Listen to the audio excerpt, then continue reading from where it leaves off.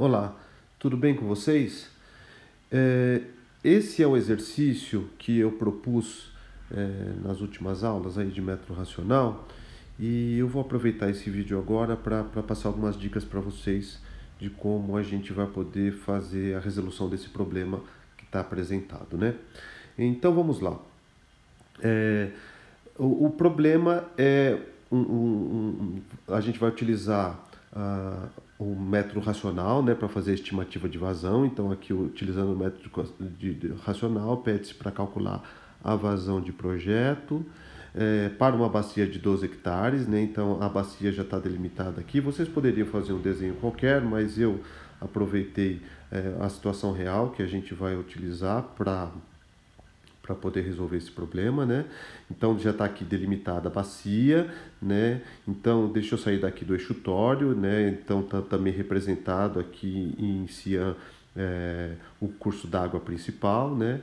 Então essa bacia toda que eu estou colocando aqui em destaque é a bacia de 12 hectares, né? 12 hectares, a gente sabe bem, né, qual que é a transformação, né, de unidades, né, de 12 hectares. Isso quer dizer que a gente tem uma bacia de 120 mil metros quadrados, né? Então, está aqui a delimitada a bacia toda de 12 hectares, que é localizada na cidade de São Paulo.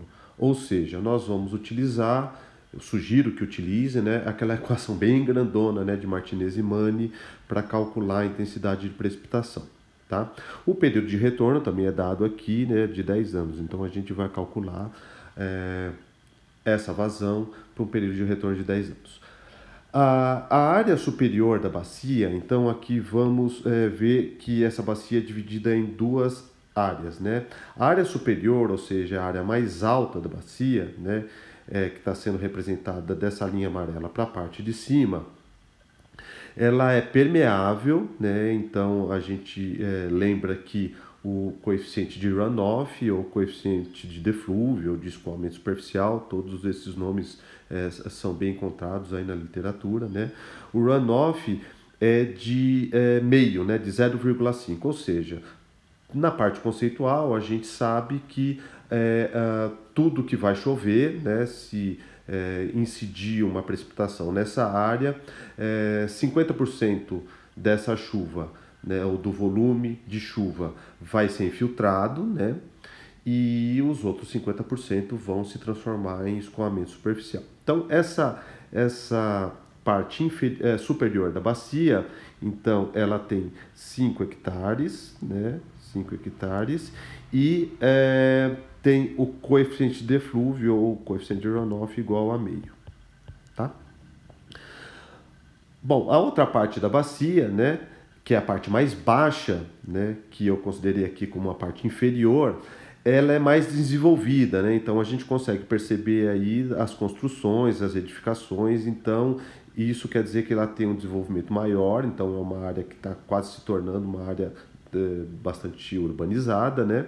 Então ela tem área de 7 hectares, né? Então aqui essa área é de 7 hectares, né?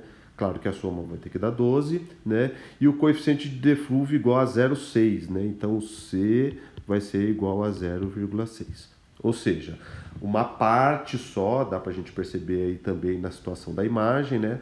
Uma parte desses 40%, né, do volume que eventualmente precipitar mais especificamente nessa área, né, vai infiltrar e o restante vai se transformar em escoamento superficial, né? A gente tem outros dados aí, né, para poder também resolver e fazer estimativa de vazão. Então, ele diz aí que o tempo de concentração até o ponto de descarga, considerando as duas áreas, ou seja, a bacia como um todo, é de 30 minutos, né? Então, o TC, o tempo de concentração, né, ele é de 30 minutos. Deixa eu mudar um pouquinho a cor aqui. Ele é de 30 minutos, considerando a bacia toda, né? Então, TC é de 30 minutos. Esse aqui é o tempo de concentração, considerando a bacia toda de 30 minutos. E considerando somente a parte inferior da bacia, né? Então essa parte inferior, a parte mais baixa, que é essa de 7 hectares, o tempo de concentração é de 10 minutos. Né? De 10 minutos.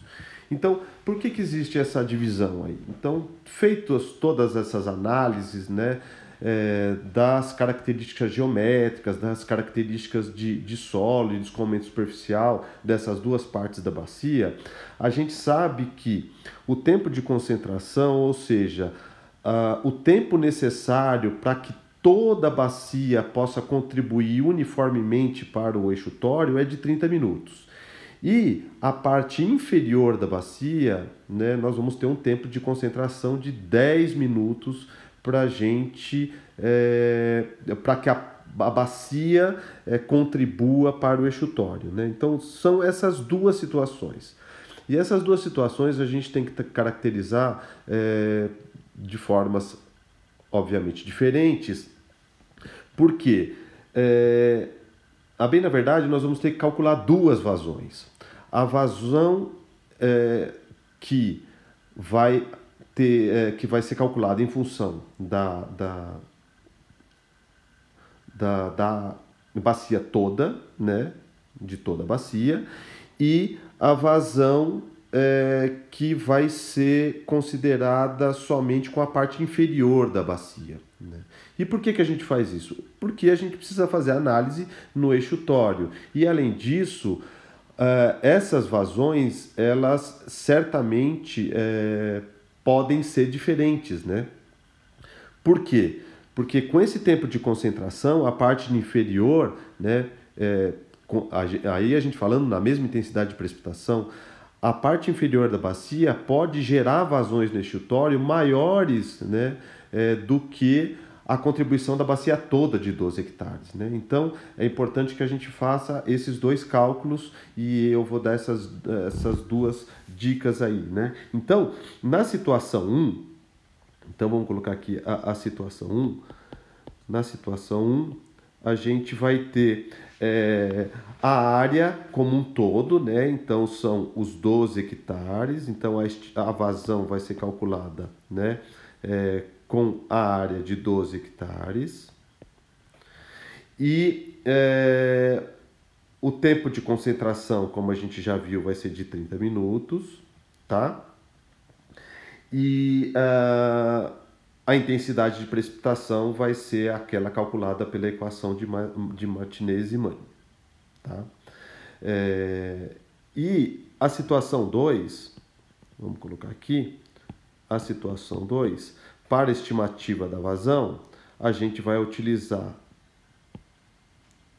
aqui vamos chamar de Q12, né? E aqui de Q7.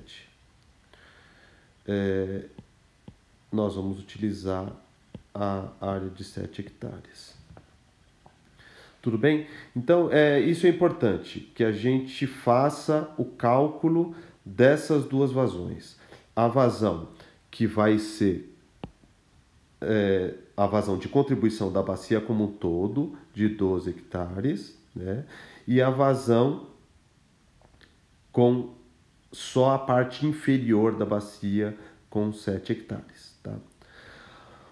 Agora, nessa primeira situação, qual é o coeficiente de escoamento superficial que nós vamos utilizar, já que são dois deles, né? A gente tem para a parte superior meio e para a parte inferior 0,6. Então, o que normalmente é feito é que nós vamos ponderar esses coeficientes de escoamento superficial, né? Então, o C para a situação do cálculo da vazão, né, para a bacia toda de 2 hectares, o C vai ser ponderado, né? Ponderado em função da área, né? Ele vai ser ponderado em função da área. Então, nós vamos, para calcular, usar o 0,5 vezes a área de 5 hectares, mais o C 0,6 vezes a área de 7 hectares, dividido por 12 hectares, que é a área total. Então, essa vai precisar ser, então, a ponderação do coeficiente de escoamento superficial, considerando a bacia como um todo.